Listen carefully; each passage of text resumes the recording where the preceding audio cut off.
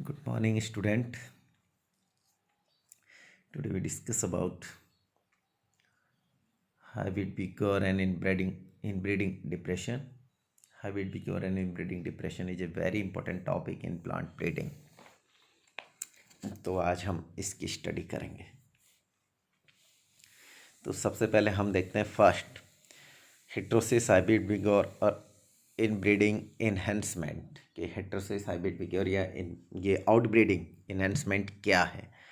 इसके अंदर जो मेनली है हाइब्रिड बिगोर या हम देखते हैं इनब्रीडिंग डिप्रेशन। तो फर्स्ट इसमें क्या होता है, हम दो इम्प्रूव वेराइटी लेंगे। यहाँ पर लिखा था इम्प्रूव और increase function of any biological quality in a hybrid offspring.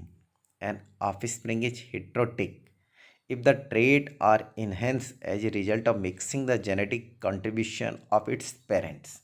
These effects can be due to Mendelian or non-Mendelian inheritance. तो यहाँ पर दे रखा है हमने दो जो यहाँ पर जो मतलब पेरेंट्स के अंदर जो दो वैरायटी ली हैं वो दोनों ऑलरेडी उनके अंदर करेक्टर्स मतलब इम्प्रूव वैरायटी हैं। उन दोनों के क्रॉस कराने के बाद जो F1 जनरेशन आएगा तो F1 जनरेशन इन दोनों से बेटर होगा। कहने का मतलब जो F1 जनरेशन है वो पेरेंट्स से बेटर होगा। तो ये प्रोसेस क्योंकि इसमें दोनों डिफरेंट थे, दोनों पेरेंट्स जो हम देख रहे थे दो वैरायटी यहाँ पर ली हैं वो दोनों डिफरेंट हैं, तो इसलिए हम इसे बोलेंगे आउट ब्रीडिंग। और इससे जो करेक्टर आएंगे F1 में तो वो हो जाएगा हेट्रोसिस हाइब्रिड फिगर। तो यहाँ पर नेक्स्ट हम देखते हैं heterosis also called hybrid vigor. The increase in such characteristics as size, growth rate, fertility and yield of a hybrid organism over those of its parents. तो हम देखते हैं हीट्रोसिस के अंदर जो करेक्टर होंगे इसके अंदर मेनली उसकी साइज बढ़ जाएगी या ग्रोथ रेट बढ़ जाएगी, फर्टिलिटी बढ़ जाएगी और जो उससे कुछ हमें मिलेगा प्रोडक्ट उसकी क्वालिटी या यील्ड भी बढ़ जाएगा। क्योंकि जब वो हेट्रोसिस मतलब अपने पेरेंट्स से बेटर है F1 हाइब्रिड तो कहने का मतलब वो उनसे ज़्यादा प्रोडक्शन भी देगा। तो यहाँ पर तो हम देखते हैं plant and animal breeder exploit heterosis by mating two different pure breed line that have certain desirable trait. The first generation offspring generally show in greater measure the desired characters of both parents.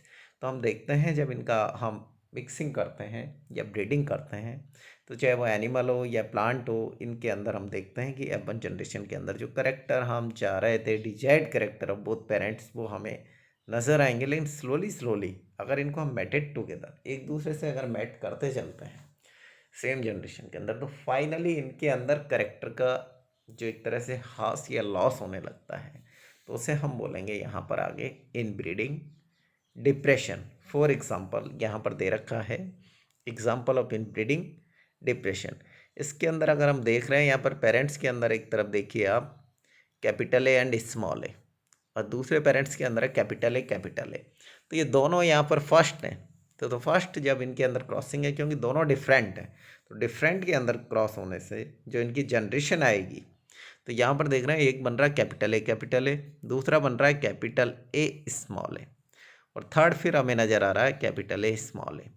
तो कहने का मतलब इनके अंदर जो small ए वाला जो recessive character है वो कैपिटल ए डोमिनेंट के द्वारा यहाँ पर सप्रेस कर रखा है, मतलब कि वो एक्सप्रेस नहीं हो रहा।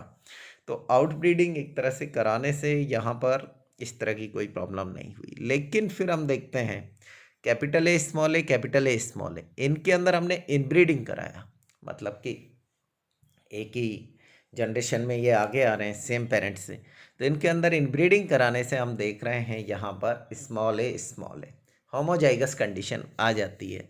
तो जो जीन रेसिसिव था वो अपने आप को एक्सप्रेस करता है जिससे कि करेक्टर का लॉस होता है। बाकी हम देख रहे हैं यहाँ पर आउटब्रीडिंग के अंदर capital A small a then parent different है कैपिटल ए तो उस वाली कंडीशन में फिर कैपिटल ए स्मॉल ए बना। इस वाली कंडीशन में भी हमने देखा कैपिटल ए ने स्मॉल ए को सप्रेस कर रखा है। तो इस तरीके से हम देखते हैं एक ही जनरेशन के अंदर अगर हम बार बार क्रॉस कराते हैं तो उससे होमोजाइगोसिटी बढ़ती है और होमोजाइगोसिटी बढ़ती है उससे क्या है जो इनब्रीडिंग एक तरह से सेम पेरेंट्स के अंदर अगर मन कराने से आगे चल के तो उससे उनके करेक्टर का लॉस होता है तो उसे हम बोलते हैं इनब्रीडिंग डिप्रेशन देखिए यहाँ पर हम देखते हैं इसका डेफिनेशन जो ये दे रखा है प्रॉपर। जब दो भिन्न आनुवांशिक संगठन मतलब जब दो डिफरेंट जेनेटिक करेक्टर वाले समयुग्मजी होमोजाइगस पेरेंट्स में हाइब्रिडाइजेशन कराया जाता है तो एक संकर संतति प्राप्त होती है जो आकारिक एवं शरीर क्रियात्मक रूप से दोनों ही जनकों से उत्तम होती है। कहने का मतलब जो F1 हाइब्रिड आ रहा था वो दोनों ही पेरेंट्स से बेटर है। ये आकार में मतलब साइज में ज़्यादा बड़े हैं, इनमें फर्टिलिटी रेट या कहने का मतलब जो इनके अंदर हाइब्रिड की और एक तरह से जनन सामर्थ्य भी अधिक होता है और ये कहने का मतलब रोगों के लिए भी प्रतिरोधी या रेसिस्टेंस होते हैं। तो इसको हम कहेंगे यहाँ पर हाइब्रिड फिक्योर और हेट्रोसिस। हाइब्रिड प्लांट की अपने जनकों से श्रेष्ठता को संकरोज या हेट्रोसिस कहते हैं। हेट्रोसिस शब्द सर्वप्रथम डॉक्टर G.H. सल 1909 ने प्रतिपादित किया। दो भिन्न जीनी संरचनाओं वाले पौधों में पर परागण होता है क्रॉस पॉलिनेशन, जिससे हेट्रोजाइगोन हाइब्रिड प्राप्त होते हैं जो आकारिक एवं शरीर क्रियात्मक रूप से दोनों ही जनकों से उत्तम होते हैं। तो इसे हेट्रोसिस कहते हैं।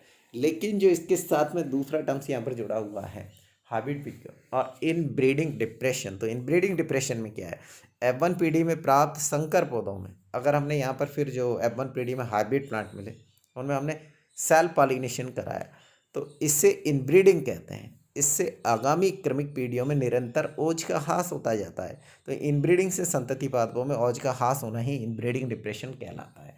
तो यहाँ पर सिंपल सा जो बता रखा है हाइब्रिड फिक्योर एंड इनब्रीडिंग डिप्रेशन, अगर दोनों पेरेंट डिफरेंट हैं, कहने का मतलब दोनों डिफरेंट हैं तो उनके अंदर होगी आउट ब्रीडिंग।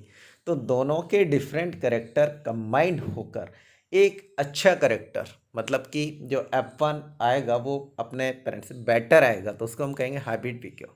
लेकिन अगर मान लीजिए इसी के अंदर दोबारा हम सेल पॉलिनेशन कराते हैं तो हमने ऊपर कंडीशन देखी थी कैपिटल ए स्मॉल ए और शुरू में हमने कराया था कैपिटल ए कैपिटल ए।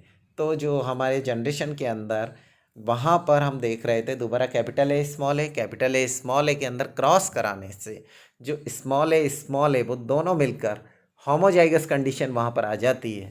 तो इससे क्या है जो एक्सप्रेस नहीं हो रहा था करेक्टर पहले वो एक्सप्रेस होने लगता है। तो उससे क्या करेक्टर में मतलब कि उनके जो गुण हैं जो हम डिजायर्ड करेक्टर चाह रहे हैं उनमें कमी आती है। तो इसका हम बोलेंगे इनब्रीडिंग डिप्रेशन। तो ये दोनों एक दूसरे से जुड़े हुए हैं और ये बहुत ही इंपॉर्टेंट टॉपिक है प्लांट ब्रीडिंग से रिलेटेड। आप इसमें जाके और एग्जाम्पल भी देख सकते हैं कि जिनमें कि मतलब कि ये हाइब्रिड फिक्योर या इनब्रीडिंग डिप्रेशन से रिलेटेड जो भी एग्जाम्पल दे रखे हैं तो आप इसकी और ज़्यादा स्टडी कर सकते हैं और ये बहुत ज़्यादा इंपॉर्टेंट है एग्ज़ाम पॉइंट ऑफ व्यू से। तो आप इसे देखिए। थैंक यू बच्चों।